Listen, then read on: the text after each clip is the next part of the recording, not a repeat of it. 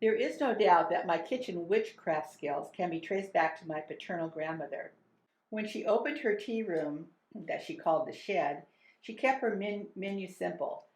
As the word spread about the delicious shed brownies, Grandma's little tea room soon became a favorite destination. To make my grandmother's famous shed brownies, you'll need 1/2 cup of butter, 1/2 cup of unsweetened cocoa powder, 1/2 cup of brown sugar, 1/2 cup of white sugar, 2 eggs, 1/2 cup of flour, 1 teaspoon of vanilla, a 1/4 teaspoon of salt. You'll also need a prepared 8x8 baking dish and a glass bowl to mix the brownies in. For your ganache, you'll need a flat bottom pan, 4 ounces of heavy cream, and 4 ounces of semi-sweet chocolate. This recipe all comes together in one bowl. You'll start with a glass bowl, your stick of butter. This goes into the microwave and we're going to melt the butter.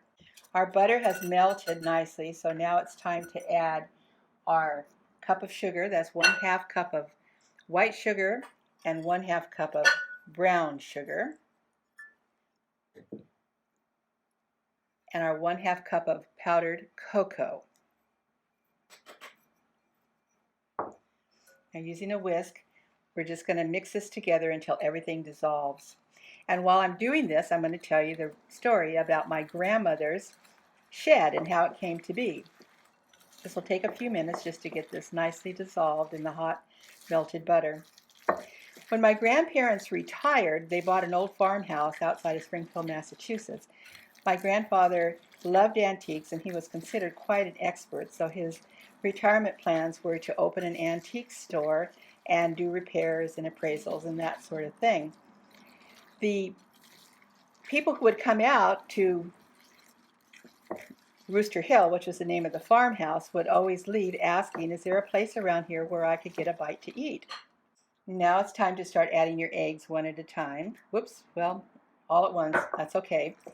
Anyway, back to my story. So this was not lost on my grandmother, who very quickly came up with the brilliant idea of turning an old woodshed, which was attached to their old farmhouse, into what she would call her tea room, and she named it the shed. So we've incorporated our eggs into our chocolate mixture, so now it's time to add the salt and the vanilla, and I'll continue with my story. So that was how the shed came to be, and Grandma's menu consisted of New England clam chowder and her famous brownies, and it really became a destination for people out antiquing on the weekends to drive out to Rooster Hill because they could always count on a delicious bowl of clam chowder and one of the great shed brownies. My final addition is a 1/2 cup of white flour.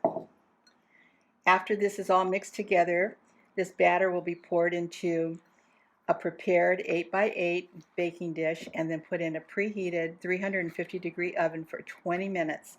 One of the things with making this brownie, or any brownie, you don't want to overmix it and you don't want to overbake it. So now you just want to pour your batter into a prepared baking dish, and this will go into a 350-degree preheated oven for 20 minutes. Your batter will be thick, so with a spatula, just spread it evenly in your pan.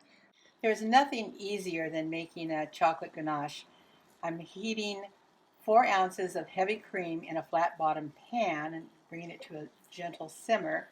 And once it's ready, which it is, I'm going to take it off of the heat and stir in the chocolate. 4 ounces of cream, 4 ounces of chocolate. It's equal proportion. And just mix it until the chocolate is smooth and creamy. I've added a few of my own touches of witchcraft and magic to my grandmother's recipe, and this is one of them, and that is finishing the brownies with this beautiful chocolate ganache. But I feel confident that she would approve of my changes and only wish that she had thought of it herself. Your final step after your brownies are out of the oven and have cooled to room temperature and you've made your ganache is simply to pour this over the top of the brownies while they're in the pan. Spread it around, getting an even coating. and then this goes into the refrigerator until the ganache sets up. Grandma kept her menu in the shed quite simple, offering New England clam chowder and her famous shed brownies. A bowl of clam chowder always included a brownie for dessert, wrapped to go and to be enjoyed on the drive home because she didn't want to have to do dishes.